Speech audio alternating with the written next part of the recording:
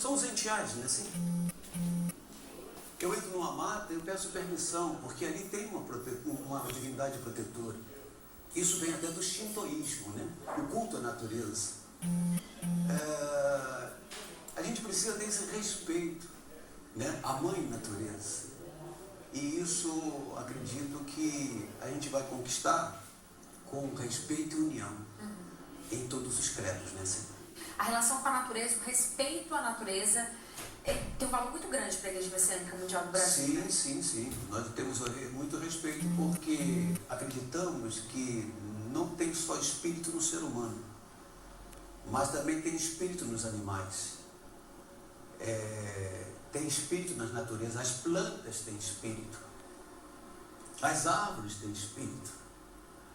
E quando você conspira contra ela, você conspira contra Deus. Por isso que muita coisa que está acontecendo na natureza, no mundo, na verdade é pelo desequilíbrio do homem, por ação do homem. Ele é capaz de pegar lixo e jogar na natureza como se estivesse jogando no quintal da sua casa, não é assim? Quer dizer, ele se acha dono do espaço, mas aquela natureza que você suja, que você desmata, que você queima, você está conspirando contra ela. Um dia, essa natureza vem cobrar de você aquilo que você jogou. E a gente já está sentindo o reflexo disso, né? Sim, você pode observar, pelo ensinamento do Meisama, ele diz, quem sofre consequências da natureza é porque em algum lugar conspirou contra ela. Ela não prejudica quem respeita e quem procura cuidar, entende? Por isso também que o princípio da agricultura natural que Meisama preconizou é respeitar o solo como ser vivo. Ele tem espírito, tem vida. Ele tem tudo que você precisa. Não precisa nem botar adubo nele, que ele responde. Basta você ter gratidão à terra. Muita gente diz assim, que o agricultor que produz, não é o agricultor que produz, quem produz é a terra. O agricultor, ele é utilizado para poder fazer aquela terra, né, produzir. Por isso que uma das nossas colunas é a agricultura natural. Respeitar, acima de tudo, a natureza como arte e obra de Deus, entende? Esse é o princípio de uma das colunas de salvação. Porque a gente sabe, se faltar água, você pode ter dinheiro, o que for. De onde você vai tirar água? A água, quem é que produz a água? É a mãe natureza. Não é assim? Com certeza. Então vai chegar uma época, Meisama diz, vai ter água, não pode beber, porque está contaminado. Vai ter avô para pai, arroz ele é filho. Mas quando eu vou visitar, ele pega o abacaxi que não tem o etrel, ou o carbureto não tem o etrel, que é estimulando a fruta. O abacaxi é para dar em determinada época, o abacaxi está do ano todo. Ele separa aquele abacaxi bom, diz assim, isso aqui é para você. Eu falei, por quê? Porque esse está veneno. Livre de agrotóxicos. Livre de agrotóxicos. Eu falei, não, por que você separa esse para mim e bota veneno para o outro? Mas eu preciso sobreviver. Você não sabe que você está prejudicando a saúde dos outros? Se não, fazer o quê? Se eu não fizer isso, eu não produzo. Então, eles têm noção do que está fazendo, mas pela lei da sobrevivência, não consegue mudar o hábito, né? Reverendo, quem vai a um culto da Igreja Messiânica tem essa conversa, ouve essas palavras? Como é que acontece esse culto? Sim, o culto, ele, além de ter a parte litúrgica, ele também tem as orientações, tem os ensinamentos, quer dizer, nós temos encontros, né? Agora mesmo teve um encontro no Centro de Exposições de Agricultura, vieram professores, técnicos de vários lugares, para ensinar pequenos produtores familiares, né? Assim? Pessoas que hoje estão comprometidas com o banco, quer dizer, não conseguem mais investir nessas terras porque a produção é suficiente para pagar esse investimento, né? E por outro lado estão perdendo, né? Tudo. Então nós estamos com um trabalho forte nesses pequenos produtores, ensinando a horta familiar, né? Que sustenta o mundo hoje, sim. Eu acho que tem muita gente também que está indo atrás disso, né? Ter sua própria horta dentro de casa, de procurar alimentos livres de agrotóxicos. Isso tem disseminado de uma forma maior, você não acha? Porque inclusive nós incentivamos aos membros a ter horta em casa. Eu mesmo tenho na minha apartamento, eu moro ali na Barra. Mas eu tenho lá, eu produzo tomate, couve, alface, no vasinho. E todo mundo, todos os messiânicos aprenderam isso, a produzir alimentos de forma natural, sem uso de nenhum veneno. Eu sou de criação em criança, eu fazia meu canteirinho. Nós sobrevivíamos num sítio de tudo que se produzia. Então hoje nós ensinamos, mesmo morando em apartamento, você tem como cultivar um alimento sem veneno, entende? Uma alimentação mais saudável. Eu dizer assim, olha, vamos comer mais verduras, vamos comer mais legumes, vamos comer mais frutas. Mas olha só, comer verduras, legumes e fruta é muito importante, mas do jeito que está contaminado, não tem diferença nenhuma em comer outras coisas assim, entende? Então isso tem que tomar um cuidado enorme. Porque você vê, não tem mais lugar para ninguém. Entrar no hospital, você precisar de um pronto-socorro, não tem. Então por quê? As pessoas vão ficando cada vez mais doentes. Mas não conseguem associar isso à alimentação. Outro dia estava no restaurante, um senhor tomou 8 comprimidos. Mas comeu leitão pururuca. Ele comeu um monte de salmão. Esse salmão de cativeiro, ele tem ração, né? Tá cheio de química. Ele comeu um monte de coisa, mas tomou 8 comprimidos. Então, só toma o remédio, mas se não mudar o hábito, e não é só mudar o hábito, precisa comer coisas sadias. Porque esses alimentos hoje estão tirando a saúde do ser humano. Essa é uma das colunas que o Bessão ensina. Coluna de salvação. Porque você pode ter o que for, você pode ter o padrão social que tiver, o nível cultural que tiver, mas se não tomar cuidado com o que come, você está morrendo pela boca. Isso é muito importante. Muito bem, hoje a gente está conhecendo um pouco mais sobre a Igreja Messiânica Mundial do Brasil, com o reverendo Marco Antônio Rocha. A gente vai para um rápido intervalo, não saia daí, voltamos já já.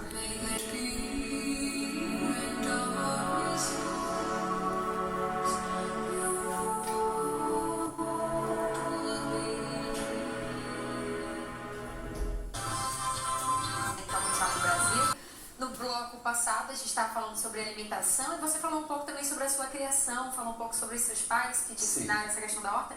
Eu queria que você falasse um pouco mais sobre você agora, Marco Antônio. Você é carioca, né? Eu sou carioca. Veio aqui para a Bahia como? Eu queria que você explicasse um pouco mais. Eu vou aqui há 10 anos, né? Eu vim para coordenar principalmente a área Salvador primeiro, depois se estendeu para o Nordeste. Mas a minha infância, eu sou carioca, flamenguista. Aqui eu torço pelo Bavi para não dar problema. Mas assim, eu desde criança, de formação cristã, eu sou católico de berço, não deixei de ser. Eu ganhei mais um amigo da missão. Mas eu, desde criança, eu tinha um questionamento, uma coisa muito forte. Eu tinha uma insatisfação muito grande. Porque eu pensava assim, primeiro era conflito com meu pai. Eu não conseguia assim, não aceitava meu pai, porque ele era uma pessoa muito rigorosa. Segundo ponto, eu tinha uma insatisfação muito grande, um questionamento. Porque eu sempre pensei assim, bom, se Deus existe, então por que tem pessoas que já nascem sofrendo e pessoas que nascem felizes? Por que tem pessoas que amam seus pais e são amadas pelos seus pais? E tem crianças que muitas vezes não gostam dos seus pais, ou seus pais não gostam delas. Por que muitos são abandonados? O que determina isso? Eu sempre pensava assim, poxa, eu nunca fiz mal a ninguém. Desde que eu me conheço, eu sempre fui uma pessoa boa. Então, por que eu tenho que passar por certas situações? Quando isso a gente não entende, isso leva a revolta, leva a indignação, e daí puxa para atitudes, muitas vezes, negativas, pela insatisfação, porque, na verdade, a gente quer ser igual a todo mundo, quer ter as mesmas oportunidades que os outros têm. Mas uma coisa que eu sou grato a Beisama foi quando meu pai, lá em 69, ele começou a frequentar a igreja messiânica no Rio de Janeiro, e ele tinha bronquite asmática, e ele ficou bom, recebendo o Jorei, que é o ato de canalização da luz divina da igreja messiânica. O Jorei vem de Joka, de palavra Joka, purificação. Orei é o espírito, então purificação do espírito.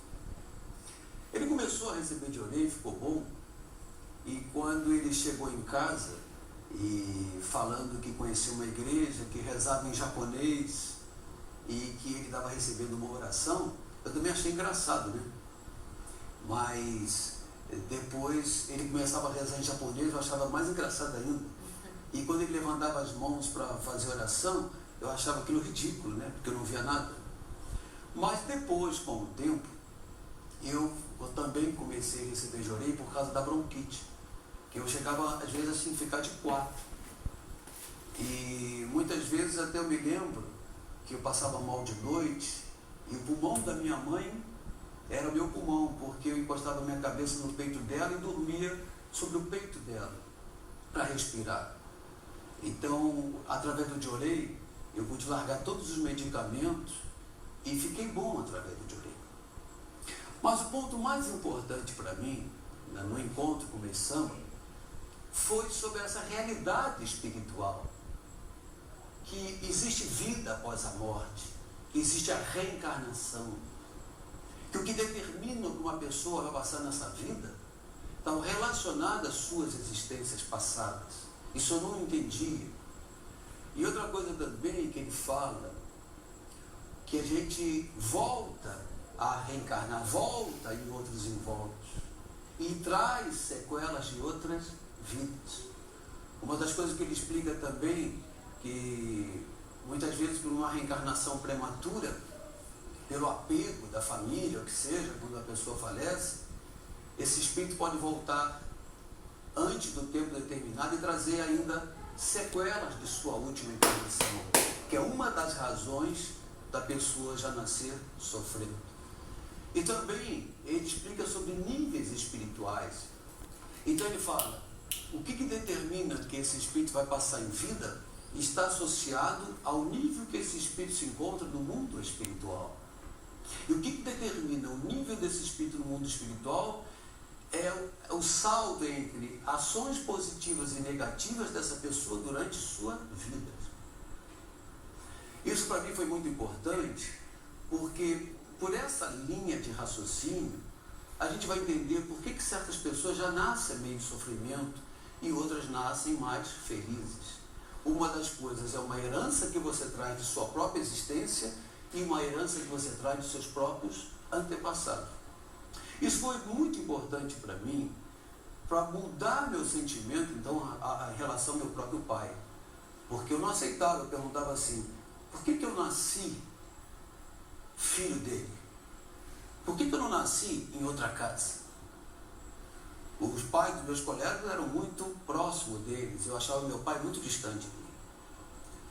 Uma coisa que para mim foi muito importante, que fez eu vencer essa insatisfação em relação a ele, foi quando o ministro da igreja messiânica, eu conversando com ele, que eu tinha esse sentimento em relação ao meu pai, e ele falou assim, Marcos, por que você não procura ver as qualidades do seu pai? Por que você só fala mal dele? Ele não tem qualidades? Eu falei assim, eu acho que não. Ele perguntou, você tem qualidades? Eu falei, Eu acho que eu tenho. Então ele falou assim, então essas qualidades vêm dele. Tudo de negativo que você vê no seu pai, você tem. Tudo de positivo que você vê nele, você também tem. Então procura ver as qualidades dele. Mas na hora eu não aceitei muito. Mas com o tempo eu comecei a praticar isso. Só no intuito de conseguir realmente mudar aquela realidade em relação a meu pai. Então eu prometi para mim que eu não ia mais falar mal dele, gente. E comecei a falar bem dele para os outros. Então isso fez com que eu começasse vendo meus pais uma qualidade que estava oculta. É engraçado, né, que eu sou filho de uma família de 7 irmãos. Eu tive um lar, tive uma família, tive um sustento. Meu pai, ele foi criado em orfanato. Ele dizia assim, que a mãe dele falou para ele, Deus te abençoe, meu filho, não olha para trás, dá bênção a todo mundo, que eu não sei quem é teu pai.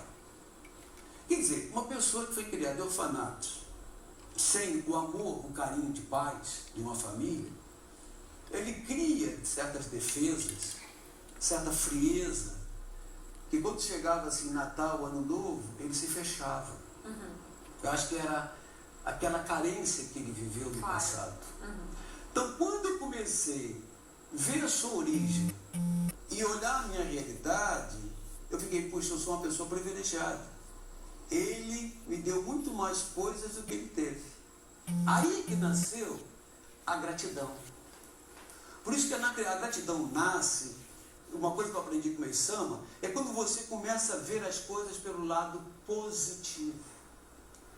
E outra coisa muito importante que eu aprendi, você se encontrar dentro da situação e não se excluir da situação. É uma coisa que as pessoas sempre buscam a razão do seu sofrimento dentro de alguém, sempre fora dela. E eu aprendi a me incluir dentro da situação. Tanto que depois, nessa convivência com meu pai, eu encontrei naquele homem rude, seco, um maravilhoso homem. Eu posso dizer a você que ali eu encontrei o meu maior amigo.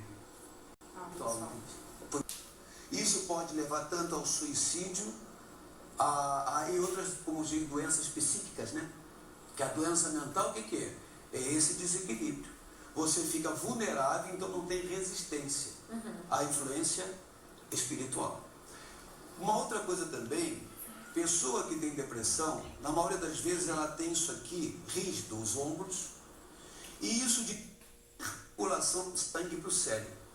Porque aqui é o centro da razão, aqui é o centro da emoção, e aqui no umbigo, centro da vontade. E no plexo solar, junta razão, sentimento e vontade. Então, pessoa que tem depressão, ela tem um bloqueio aqui. Isso dificulta a circulação do sangue, que são células espirituais, para o cérebro. E isso leva ela a um estado de isquemia, aonde ela fica vulnerável, enfraquecida e se desarmoniza.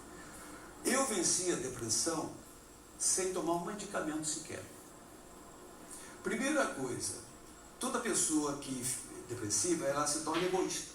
Ela já é egoísta de natureza. Eu estou falando isso que eu estou me incluindo.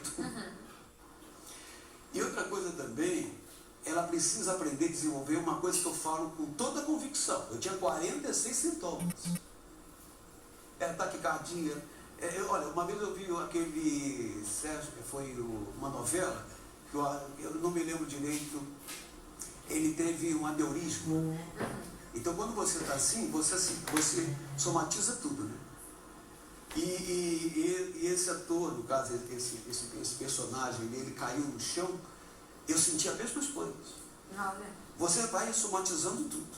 Então é dor nas pernas, na barriga, as pálpebras, a boca seca. É um descontrole, né? Descontrole total. Desequilíbrio, né? Um desequilíbrio total. Então uma coisa que me ajudou muito foi desenvolver sentimento de gratidão. Agradecer a Deus pelo que está passando. Entender que aquilo ali era para me tornar uma pessoa mais forte, mais equilibrada, aprender a lidar com a dor. Isso foi muito importante para mim. Então, mesmo não acreditando, eu falava, estou bem, estou bem. Você pergunta com um depressivo, como é que você está? Mais ou menos. Mais ou menos. Não, estou bem, estou bem, estou bem. E nessa época eu já fazia palestras. Então, quando eu ia falar em público, minha garganta fechava. Eu falei, não vou conseguir. Você fica meio pessimista. Aí eu botava um exemplo aqui assim. Quando eu li esse exemplo, desbloqueava. Então isso para mim foi muito importante. Uma coisa, desenvolver sentimento de gratidão. E outra, você começar a dizer, estou melhor, isso vai melhorando. Eu cheguei a um ponto que quando eu olhava no espelho, eu dizia para mim assim, Marcos, você é um zero à esquerda. Você é a causa do meu sofrimento. Eu brigava comigo, porque é a pior depressão, né? É quando você se decepciona com você mesmo. Já passou por isso? Não. Quando você faz alguma coisa que aquilo te gera uma frustração. Então essa é uma das piores depressões. Reverenda, a gente vai continuar nosso bate-papo. Eu estou adorando a nossa conversa. Você de casa está gostando? Então não saia daí, porque a gente vai para um rápido intervalo, mas voltamos já já.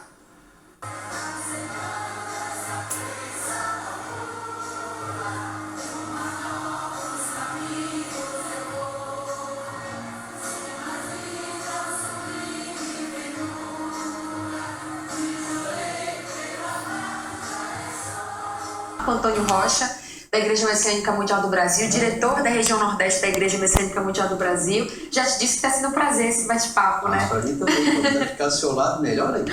Que bom. Bom, a gente estava falando sobre cultivar esse sentimento de gratidão. Sim. Né? A gente estava falando sobre a relação da depressão, de pessoas depressivas, sobre essa questão de cultivar esse sentimento de gratidão. Como é possível isso? Como é que a gente pode fazer isso? Olha, primeira coisa, você entender que nada acontece sem uma razão de ser. Uma coisa eu aprendi na vida, sabe? Aprendi a encontrar Deus na solidão e ser forte na dor.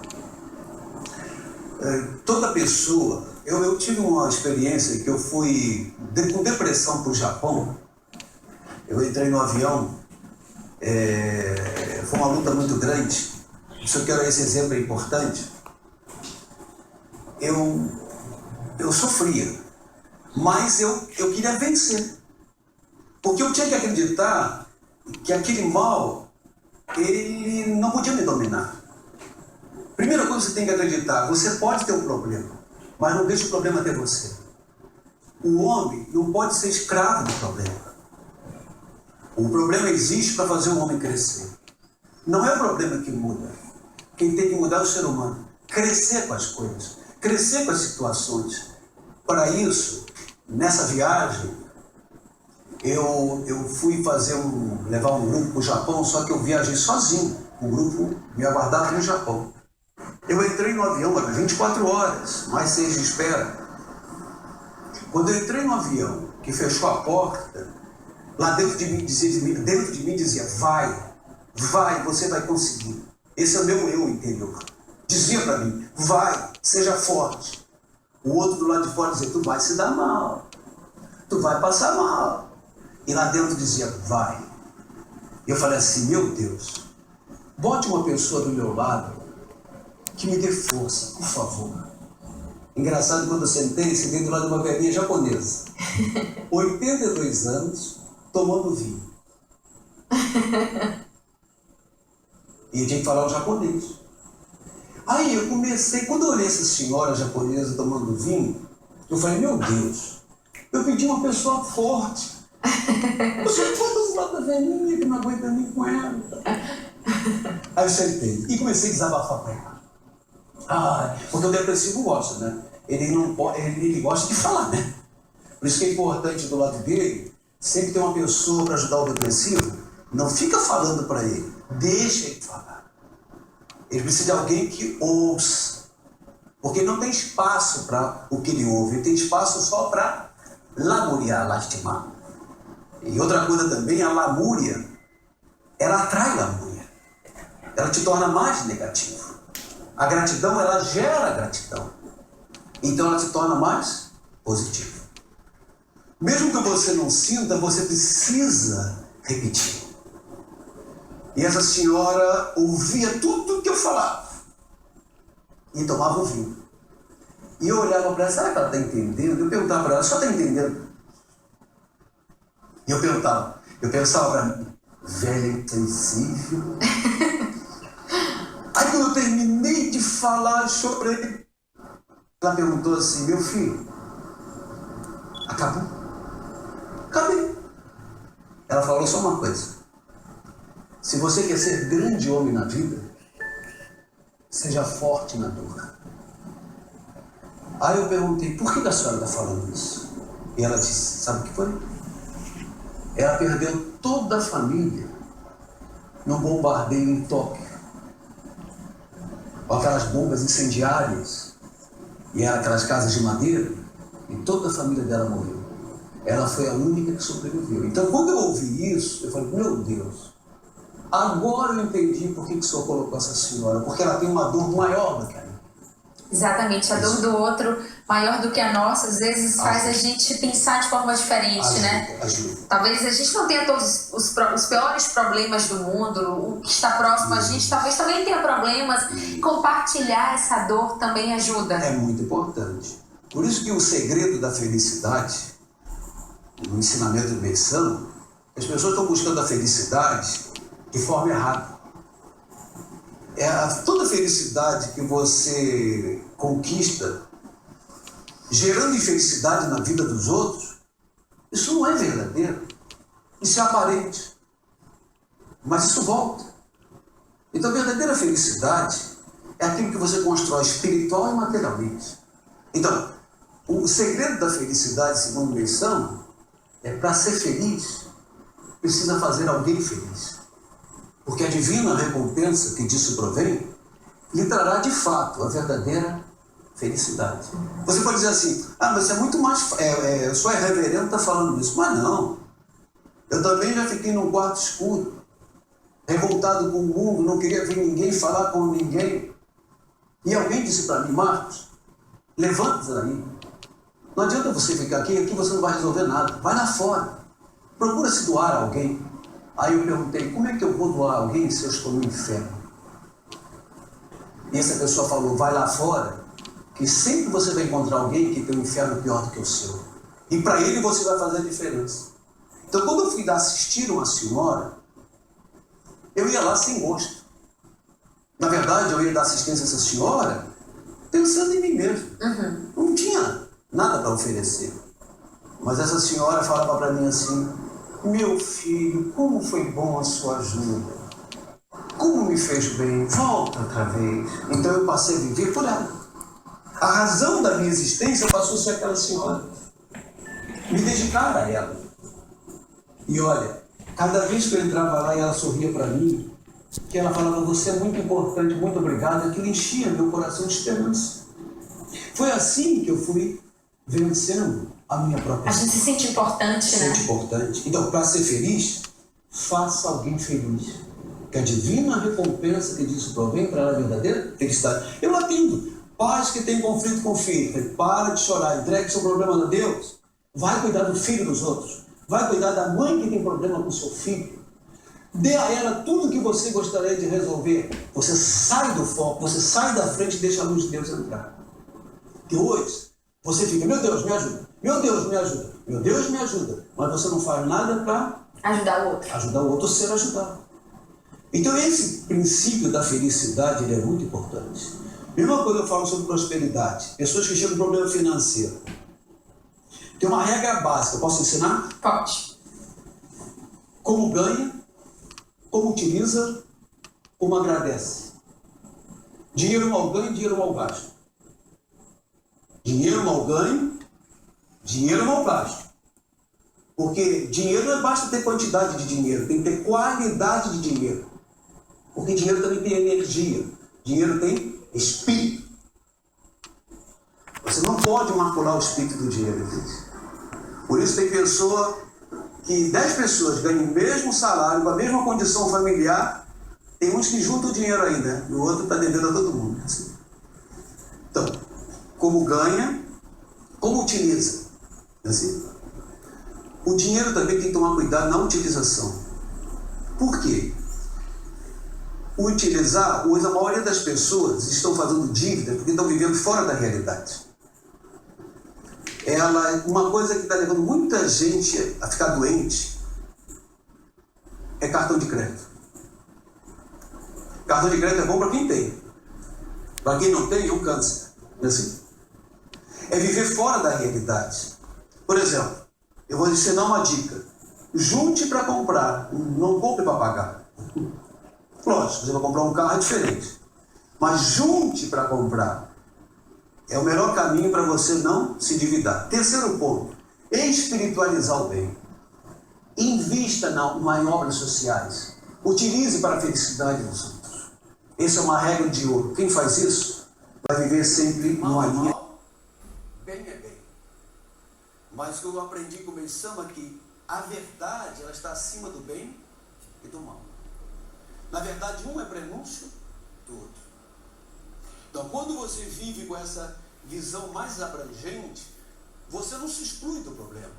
Então, você vai entender que o bem e o mal que está dentro de você atrai o bem e o mal que está dentro do outro. Você fala de afinidades, fiquei curiosa, o que é então destino para a Igreja Messiânica do Brasil? Vocês acreditam em destino, destinação? Sim, sim. O Pessoal fala sobre destino. O destino é mutável. Ele não é estável. É mutável. Mutável. O que não é mutável é a predestinação. Tem coisas que você nasce predestinado a passar. Isso não dá para mudar. Mas aquilo que está dentro do teu destino, você pode mudar. Através do livre arbítrio. Da escolha. Da escolha. Você tem escolha. Porque a maioria das coisas na vida, você escolhe a semente que você joga na terra. Mas você vai ter que colher o fruto que você plantou. Ninguém quer colher o fruto, mas todo mundo joga na terra o que quer. É ou não é? É. Por isso que as pessoas se fazem de vítima. Mas na verdade, pela ótica espiritualista, não existe vítima. Se existe vítima, você é vítima de você mesmo. Porque você tem a escolha. Tem coisas que você já nasce para passar. Mas mesmo nascendo para passar e não podendo reverter nessa vida, você pode melhorar a qualidade do teu espírito para as próximas vidas. Isso precisa compreender. Então, através das suas escolhas, do seu livre-arbítrio, você pode fazer dessa vida um paraíso ou pode fazer um inferno.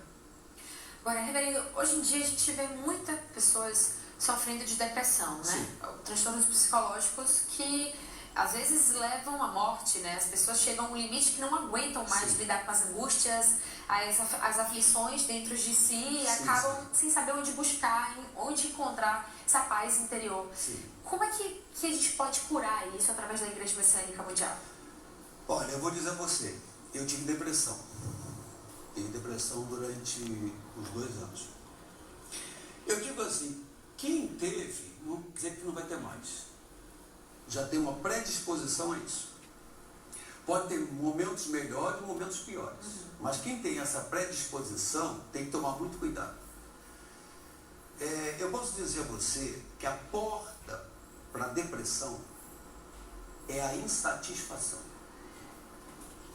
Primeiramente, você não saber lidar com a dor. Uma coisa que a gente precisa aprender é ser forte na dor. Por exemplo, perdas. Você perder uma pessoa querida pode te levar ao desequilíbrio? Pode. O que é desequilíbrio? Razão e emoção. Quando você perde a razão que te dá o equilíbrio, você fica à mercê da emoção, dos sentimentos. Então, o que você precisa fazer? Buscar equilíbrio. Para Deus agradece e cultiva no novo ânimo que vai surgir. Faz assim. Se eu for a mesma pessoa no ano que vem, que que eu fui esse ano, será que eu vou ser mais feliz ou infeliz? Tem que detectar esses pontos e procurar mudar. Pense, você pode mudar. Isso está dentro do seu livre-arbítrio. Você pode ser uma pessoa melhor, você pode ser uma pessoa mais feliz.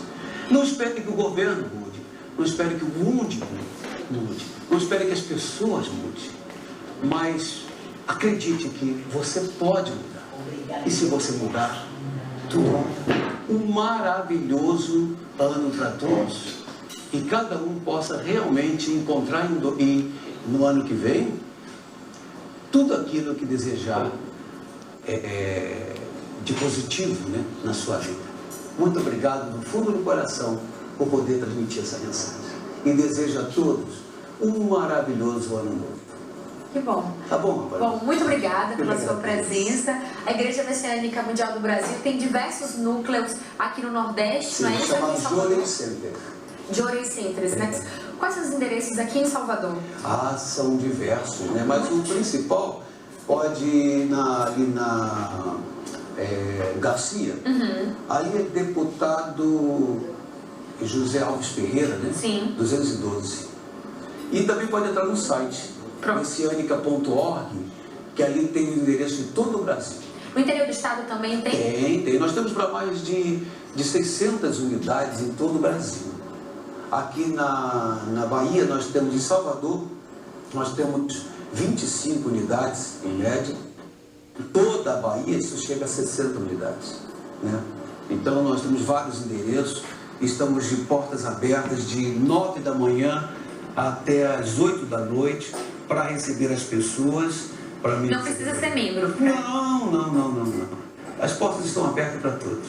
Que bom. Prazer recebê-lo aqui. Eu fiz um novo para você. Muito obrigada. Muito obrigada pela sua companhia. Foi um prazer passar o último dia do ano com você. Desejo tudo de bom, tudo de maravilhoso para esse ano que está chegando. Um ótimo ano novo. A gente volta a se encontrar em 2015. Até lá. Tchau.